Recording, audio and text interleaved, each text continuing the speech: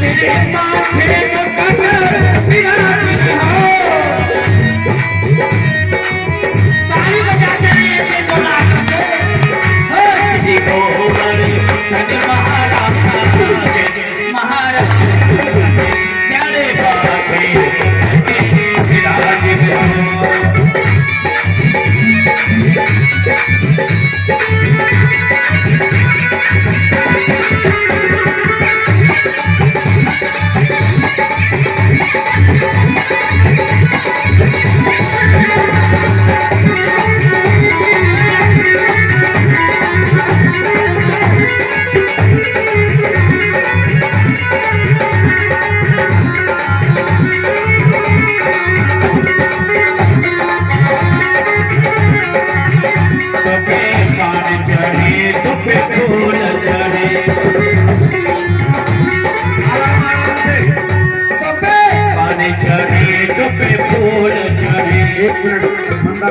देखो पहले परीक्षण को पूजन करने दो, फिर आराम आराम से तुम करो।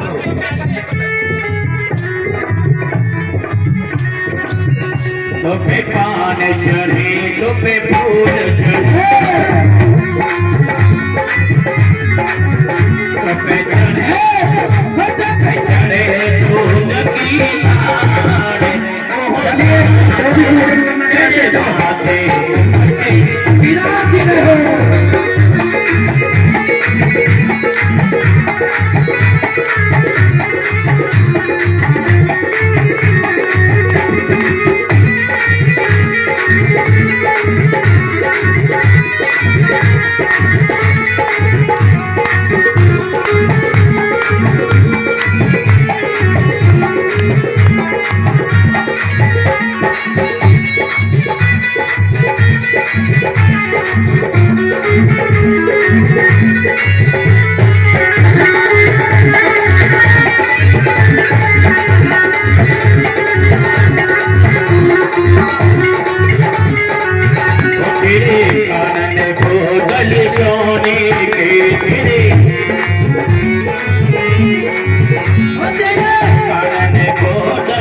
सोने की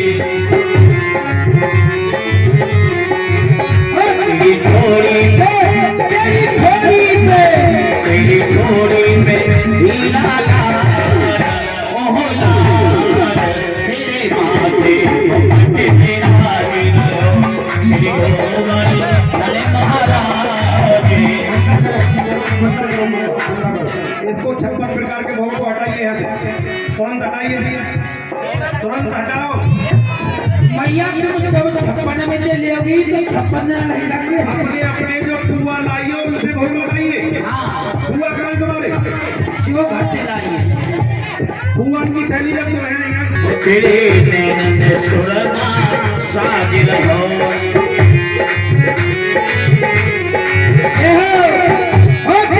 नैन में सुरमा साजिद हो। तेरी झांकी बड़ी विशाल विशाल तेरे माथे मुकुट विराजित हो।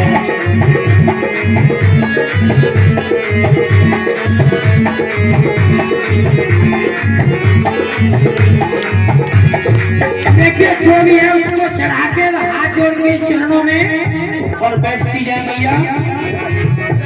गोवर्धन नाथ सबको देख रहे कि कौन क्या लाया है, इसीलिए चढ़ाएं। 10 हो 1 हो जैसा प्रसाद है उसे ही स्वीकार करेंगे गोवर्धन नाथ। और जल्दी से जल्दी करें।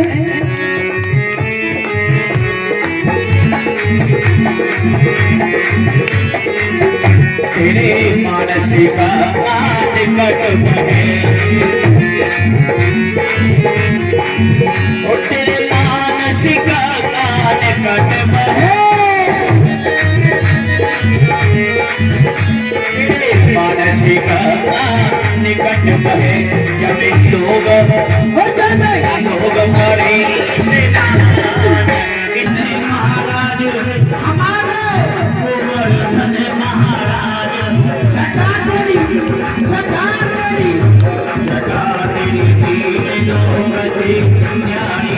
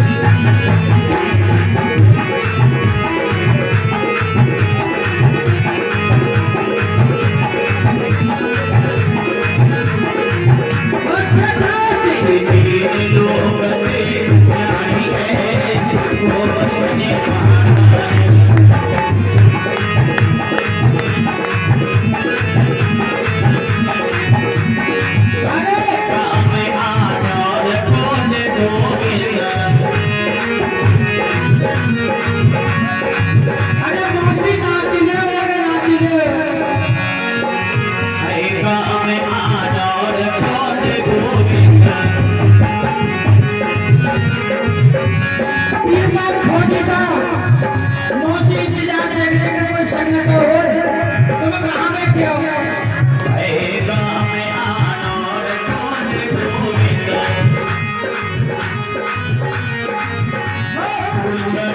पूछड़ी को पूछड़ी को लौटा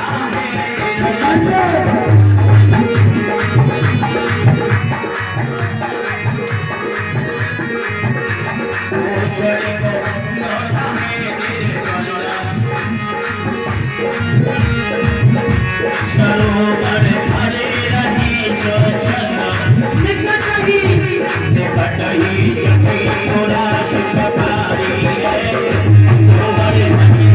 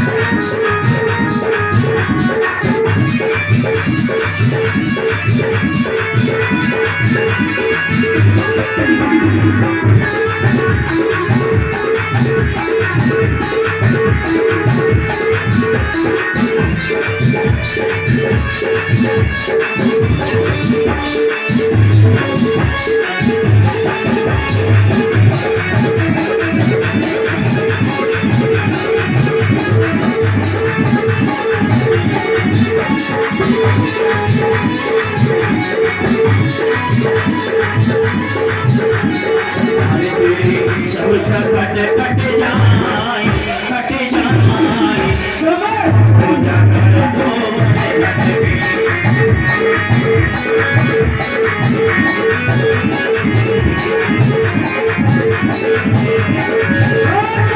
सब सकट कट जाए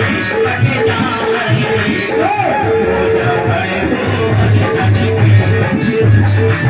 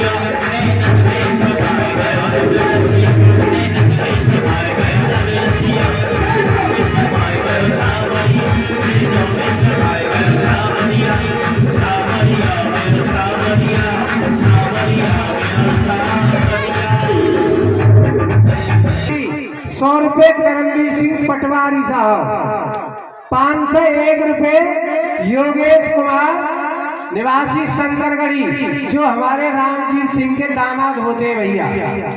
101 रुपया गुप्तदान, 100 रुपए खचेरमल निवासी बाजना, 50 रुपए मिहिलाल सूर्यवंशी और 1100 रुपए और भैया 50 किलो गेहूं श्री महावीर प्रसाद बोहरे जी और 151 रुपए होराम सिंह सूर्यवंशी निवासी बाजना और 100 रुपए हमारी महावीरी भाभी। बोलो बाल कृष्ण भगवान की। बोले राधा कृष्ण भगवान की। ये पूजन हुआ, इंद्र को पता पड़ा। 50 रुपए गुप्तदान और भैया। पूजन करने के बाद सब लौट करके आ गए अपने अपने घर, लेकिन इंद्र को पता पड़ा तो इंद्र ने उन मेघों को भेजा जो प्रलय काल के समय बनाए जाते हैं। चारों तरफ से भयंकर गड़गड़ाहट होने लगी। ब्रजवासी सब एकत्र होकर के श्याम सुंदर के पास आ गए। नंद बाबा से कहा, नंद बाबा वो तो ऐसे लगे, हमें तो ऐसे लगे कि इंद्र के कोप से अब कोई नहीं बचा सकता।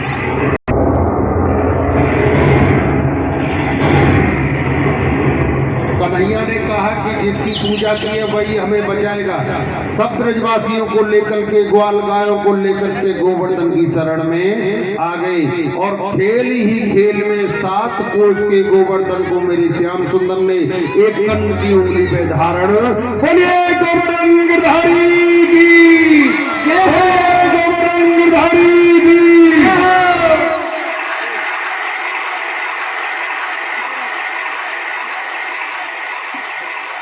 उसके नीचे, गोवर्धन के नीचे सभी आ गए, गाँव गाय बाल बाल सब आ गए, 7 कोस। छोटे छोटे दामा कजामी बलबीरा जो ये मनसुख थे, इनके हाथ में इनकी कांते ऊंची लाठी ग्वाले थे तो लाठी कांते ऊंची। 2 दिन है गए तो एकदम कहीं एक मनसुख के लगू कनुआ एक काम कर ले तो ग्वाल बालन ने अपनी लाठी लगा रखी है इस कर करके, जैसे रोक रही है रोक रहे। सही कनुआ तो बोले, कनुआ एक काम कर, तू आराम कर, 2 दिन से देखिए तू इतना सोचना है और तू चिंता मत करे, अब तुमने लाठी पे रोका। कनुआ ने कही, ना सखा तुम पे नहीं रोके वो। तो मन से बोलो नहीं ज्यादा माखन में से खाया सो, हम पे नहीं रोके वो, तू क्या सब देखी जाएगी। कन्हैया ने जैसे थोड़ा सा नखून के बराबर एक ढीली सी करी उंगली से, करर करर करर जितनी भी लाठी लगी सब टूट गई। अब जैसे लाठी टूटी तो एकदम से ग्वाल वाल चिल्लाए, कनुआ रोक।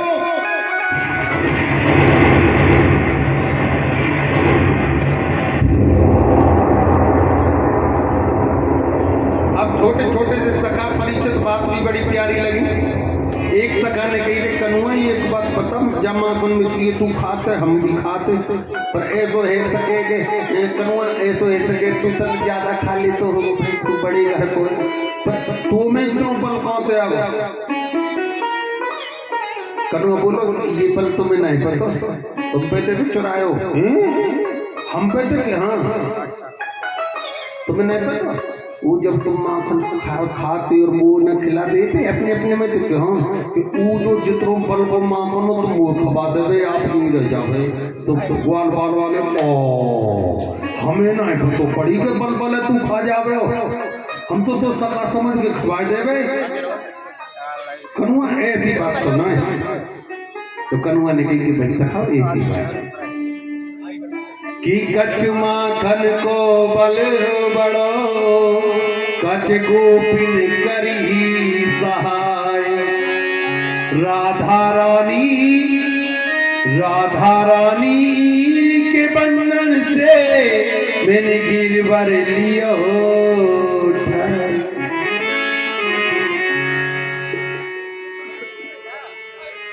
7 दिन हो गए इंद्र को। जिन मेघों ने जल बरसाना प्रारंभ किया था, उन मेघों के पास जल की बूंद न रही, सारा जल ब्रज पर पटक दिया। मेघों ने जाकर के कहा महाराज अब तो जल ही ना अब का गिरे, तो इंद्र ने नीचे जाकर देखी तो पृथ्वी पे तो धूल उड़ रही है।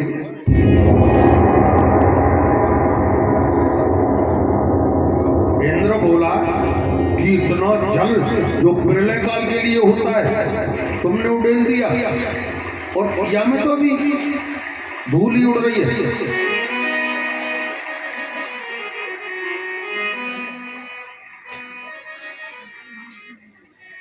गुरु बृहस्पति वहां उपस्थित हो गए, उन्होंने इंद्र को समझाया, अरे इंद्र तुझे पता है वो कौन है? पर ब्रह्म परमात्मा सर्वेश्वर अखिलेश्वर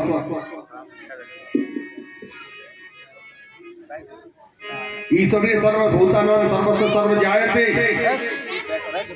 जो समस्त जगतों का समस्त सृष्टियों का संचार करने वाला है, और तेने वही थे पंगोले लिया। गुरु थे बृहस्पति। तू जानता नहीं द्वारकापुरी, तू जानता नहीं कि यहाँ गोकुल वृंदावन में अवतार लेकर के आया है। आगे देखना क्या क्या होगा। और तू अगर अपनी खेड़ चाहता है तो जा क्षमा मांग ले।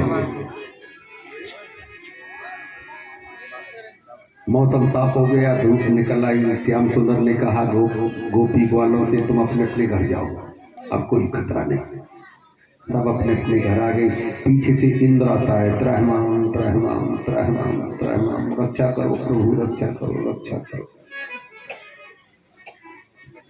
चरणों में गिर पड़ा, प्रार्थना करने लगा, प्रभु मैं अज्ञानी था, मूर्ख था, तुम्हारी माया के वशीभूत हो गया, समझ नहीं पाया तुम्हारी माया को।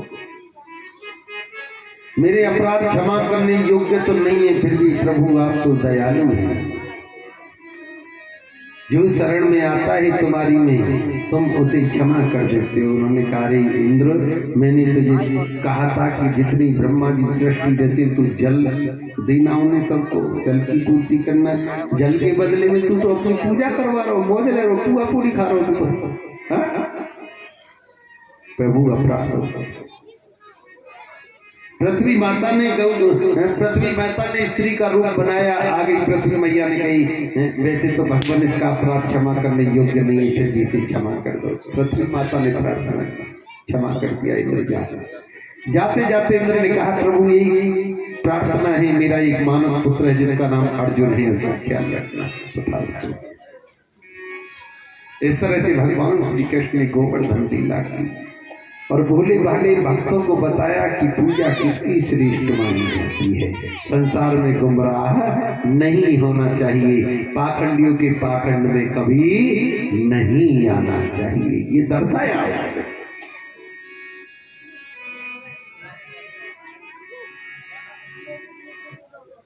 देखो भगवान श्री कृष्ण ने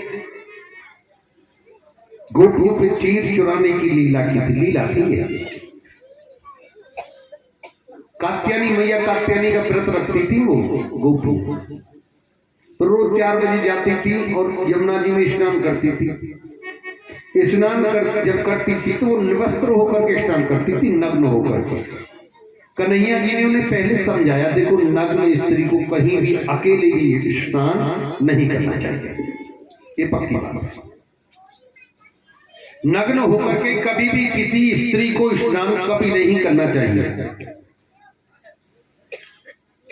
क्योंकि जल के जो राजा हैं वरुणदेव, वो जल के अंदर रहते हैं।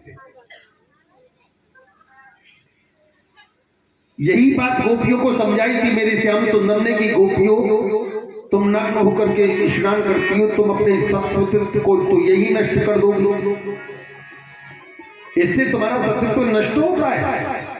तो वो इतने से तो यही करूँगा, तो गोपी ने कही हो ये आएंगे तब के ब्राह्मण समझाने वाले नहीं माने, फिर भी ऐसे करे। तो एक दिन कनुआ गए तो बोले आज तो मैं देखिए, अपने अपने वस्त्र उतारे, यमुना जी पे रख दी और डुबकी लगाई यमुना जी में, और कन्हैया जी ने सबके वस्त्र उठा कदम पर चढ़ गए और ऊंचे से भिगे और एक एक डाली पे एक एक वस्त्र टांग दिया, एक एक वस्त्र। स्नान करते करते जब थोड़ा सा समय हुआ तो एक सखी ने कहा, सखी चलो ना जल्दी, देखो घर कुल्ली ढेर गई, अब आवागमन को चक्कर आरो हुई, कोई ग्वाल वाल चल के आ जाए तो का हुई वो चलो बस। अब देखे तो पार पे कुछ अब वस्त्र हो तभी तो मिले। अब इधर को देखिए उधर को देखिए, अब वस्त्र कहाँ है, वस्त्र ने को ले बंदर तो ना ले कोई, अरे जुलम है कि अब कैसे काम हो जाएंगे भाई, नग्न है जल के अंदर गांव के जाएंगे। एक सखी ने ऊपर को जाके देखी तो वो एक टहनी पे एक लाल गुलाबी बैगनी हरों तक रहे, बोली और ये वस्त्र तो वो रही, तो समझ गई कि वही के काम पता पड़ जाए ना गांव में कौन कैसे मूड को है, गांव में पता ना पड़ जाए कि भैया वो ऐसो आदमी क्यों ऐसो तो सब पता ही कनुआ कैसो है, तो सब पता ही का वही के काम। अब देखे तो जब यूं देख तो कदम के वृक्ष की पत्ती की छाया में ऐसे दुबक रही बंसी लेके, ऊपर ना है ना बंदे, ऊपर ना है। अब जब दुबक रहे तो एक ने कही कि भाई देखो रो, अब में देखो बहुत से ठाकुर भी, भाई ठाकुर की भी तो बेटी आई, कोई ऐसे तो ब्राह्मणों की बेटी आती, ठाकुर की बेटी आती, गुजरी आती, अनेक जाति की थी, तो दो जैसी जाति की ऐसी जाति की प्रार्थना कर सके भाई ठाकुर की भी तरह अकड़ी थोड़ी सी। तो बोली कनुआ अब पता पड़ गई है, देरो कि ना देरो, नहीं देख लीजिए चुपचाप, हमारे वस्त्र नहीं लिया और नहीं तेरी खैर ना है। कनुआ बोलो अच्छा तो जो करवो वो कर लीजिए, ना देरो जाओ। और पहली बात तो वो पे ही ना वस्त्र, वो पर कहाँ वस्त्र तुम्हारे कि तू ही कर का रहे हो, हम स्नान कर रही, तू ही इनका कर रहे हो कि हम तो घूमने को आए, तो का घूम यहाँ देखने आए कि हमने एक फलदार वृक्ष उत्पन्न करो है, फलदार वृक्ष के हाँ कि कौन सो है कि जहाँ पे हम बैठे जहाँ पे फल कहाँ जाएंगे तो फूल तो आने लगे, फल बाद में आ जाएंगे। कि फूल कौन से कि चमकना रहे, हरे गुलाबी बैंगनी कारे पीरे तोतई जैसे भी, ये सब मेरे पेड़ के फूल है,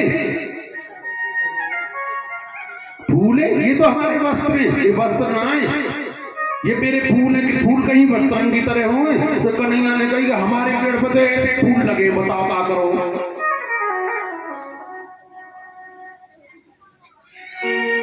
ब्राह्मणी ने कही कनुआ देख लेट हो रहे हैं, दे दो ना, अच्छा ठीक है दे देंगे, आ जाओ अपने अपने वस्त्र ले जाओ। कनुआ कैसे आ जाए, नग्न है हम तो जल के अंदर, जब तुम गई जब नहीं तुम्हें लगो कि कैसे जामे नग्न होकर के कनुआ, जब तो ही हम कोई ना हो, कि कोई कैसे ना हो, वृक्ष ना हो जहाँ पे हम बैठे, ये जल नहीं था, क्या नहीं था यहाँ, आकाश नहीं था, पृथ्वी नहीं थी, ये लता पता फूल ये नहीं थे कि कनुआ ये कछु जाने तो निर्जीव है। अच्छा तुम तो कौन ने कह दी, तुम तो कहते कौन ने कह दी, और सबसे बड़े तो मैंने तुम तो ये जल के अंदर जो वरुण देव वो तो तुम्हें वही में देख रहे हैं। अब मेरी शर्त ये है कि आनो लेने वस्तु ले जाओ, नहीं तो गोपियों को कृष्ण की बात माननी पड़ी, क्योंकि ये गोपियां सभी जानती हैं कि ये परमात्मा है। ये गोपियां साधारण गोपियां ना है, ये गोपियां बड़े बड़े ऋषि, बड़े बड़े मुनि जिन्होंने तपस्या की कई लाख वर्ष तक, उन्होंने गोपियों के रूप धारण करे, बहुत से देवता ने गोपियों के रूप धारण करके आई। हाँ ये गोपियां कोई ऐसी तो गोपियां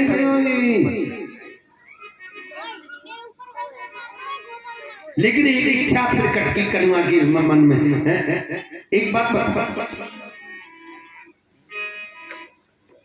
कि भाई बहुत से चर्चाएं करते हैं इस पर, चीज पर बड़ा चर्चा होती है। जिस समय ये माखन चोरी की थी उस समय कन्हैया की उम्र थी 5 वर्ष की। कितने वर्ष की? चीर जिस समय चुराई थी 5 वर्ष की आयु थी। अब 5 वर्ष की आयु के बच्चे के सामने मैया अग्नि स्नान कर सकती है? कोई दोस्त तो नहीं, कोई दोस्त नहीं, अबोध है और बच्चा है, बच्चे के सामने कर सकते। अगर ये देखा जाए कि भाई वो मनुष्य था तो 5 वर्ष का बालक वो क्या जाने, स्त्री पुरुष, क्या स्त्री होती है क्या पुरुष होता है। और अगर ये समझा जाए कि वो पार ब्रह्म परमात्मा है तो उससे छुपा क्या है, दोनों ही बातें उससे कुछ छुपा है। जिसको भाई उसने ही तो हमें रचा है, उसने ही तो हमारी रचना की है, तो उससे क्या छुपा। कर्तम अकर्तम अन्यथा कर्तम समर्थे ईश्वरा। मेरे गोविंद ने केवल इस लीला में स्त्रियों को ये दर्शाने के लिए, माता बहनों को ये दर्शाने के लिए कि कहीं भी अकेले भी उन्हें नग्न होकर के स्नान नहीं करना चाहिए, इसलिए इस लीला को रचा। बोलो नारायण भगवान की। देखो कल और परसों 2 दिन की लीला और तुम्हारी बस्ती में प्रभु कृपा से कल की लीला बड़ी ही सुंदर होगी। और देखो बड़े ध्यान से सुनो, कल कृष्ण रुक्मिणी मंगल होगा जिसमें कन्यादान लिया जाता है। क्या होता है? कन्यादान। जो भी सुहागन स्त्री कन्यादान करना चाहती है या कोई और भी करना चाहती है, सुहागन स्त्रियों को कन्यादान में श्रृंगार जरूर देना चाहिए। ऐसा नहीं कि ये कन्यादान तुम्हारा दिया हुआ किसी के भी काम आ सकता है, ऐसा कुछ नहीं। लेकिन दान वो करना जो दान देने के काबिल हो। दूसरी बात, दान ऐसा करना कि अगर कोई किसी को दे तो उसके काम आ जाए, अन्यथा मत करना। क्योंकि मान लो दान दिया और दुख माना, वो दान नहीं जुर्माना है। इसलिए दान कभी भी करो तो खुश होकर करो और ऐसा करो कि जो दूसरों के काम आ जाए। मान लो तुमने हमें दिया, हमने किसी और को दिया, उसने कहा अरे ब्याह क्या करें। तो इसलिए दान जो भी कन्यादान में बिछुआ, साड़ी, बर्तन जो भी दान करना चाहे, कल कन्यादान होगा। बड़े सौभाग्यशाली भक्त होते हैं जो कृष्ण रुक्मिणी मंगल में दान करते हैं। इसलिए बहाने होते हैं, इससे हमारे घर का दरिद्रता चली जाती है। क्या होता है? इससे हमारे घर की दरिद्रता चली जाती है। दान से हमारे धन की शुद्धि हो जाती है। इसलिए प्रिय भक्तों, यही कथा नहीं, कहीं भी जाओ ज्यादा से ज्यादा दान करो। क्योंकि कलयुगे दान मेकम कलयुगे, कलयुग में दान के सहारे से ही जीव की नैया पार हो सकती है। क्योंकि इतनी तपस्या ना कर सको तुम, ये तो दिख रहे हो हमें तुम। तो इसलिए कलयुग में केवल दान। आज की कथा को यही विराम करेंगे। और हाँ, जो परिक्रमा लगा रहे हैं रोजाना की, एक बात ध्यान से सुनो, कल और परसों एक परिक्रमा उन्हें पैसों की लगानी चाहिए। एक परिक्रमा का 1 रुपया दान उन्हें अवश्य करना चाहिए। इसलिए कल परसों में जो भी लगा रहे हैं या लगाना चाहते हैं वो 108 रुपए की परिक्रमा लगाएंगे कल परसों। बोलो नारायण भगवान की जय जय श्री। आज की कथा को यही विराम करते हैं भक्तों। बड़ा अच्छा प्यार है तुम्हारी बस्ती का, और याद आएगी तुम्हारी बस्ती परसों के बाद में। ऐसी बात नहीं है, हम याद नहीं करते, याद तो करेंगे जब भी कहीं अगली कथा में जाएंगे तो तुम्हें जरूर याद करेंगे थोड़ा थोड़ा कि भाई वहाँ बस्ती में ऐसे लोग हैं, ऐसे याद आती है। आज की कथा को यही विराम करते हैं। कल फिर 12 बजे 12:30 बजे लेकर के कथा को उपस्थित होते हैं। कल तक के लिए हमारी तुम्हारी जय श्री राधे। नैना कटीले सुंदर विशाल, गले सोहे पे जंगी माल, जी बोई छलिया है वो न देखो लाला, जी बोई छलिया है वो न देखो लाला। आगे जाओ अरे कोटे पे कर लागे जाओ, आए शरण कजो नहीं हो। नैना कटीले सुंदर विशाल, कल सोहे पे जंती माल, कोई छलिया है कोई छलिया है।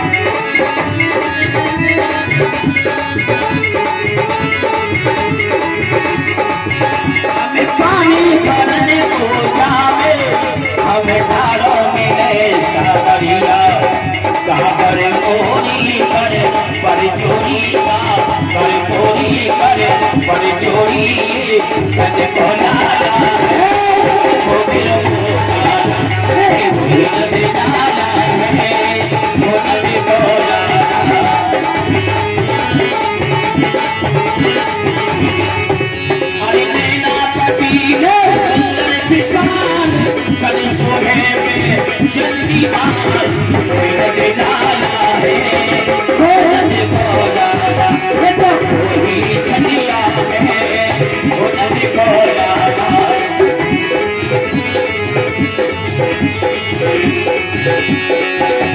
अरे कोई एक दंड छोड़ा अरे पर्ची मारे जाता है पर्ची से तिरछी चितवन कर तेनों से तीर चढ़ाता है कि हमको घायल करके करती ये आप खड़ा मुस्काता है लाल बिहारी लाल करते अभी तो से मार चढ़ाता है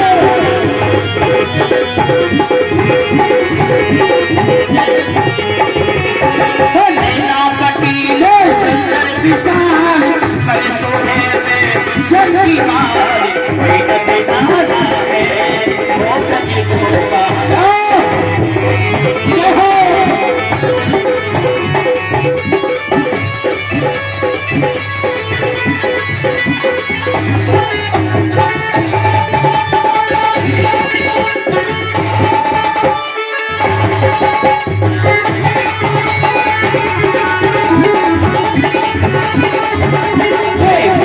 छलिया है हो नद को लाला ये तो वही छलिया है हो नद को लाला ये तो वही छलिया है हो नद को लाला ये तो वही छलिया है हो नद को लाला नद को लाला नद को लाला अरे नद के लाला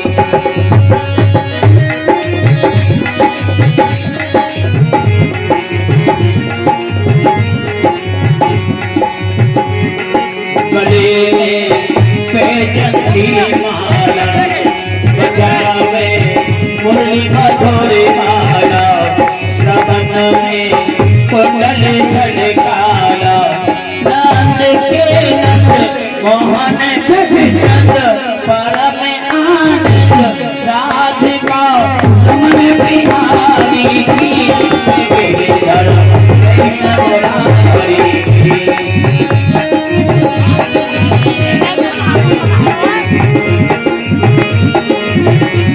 आरती कृष्ण मुरारी की गिरधर कृष्ण मुरारी की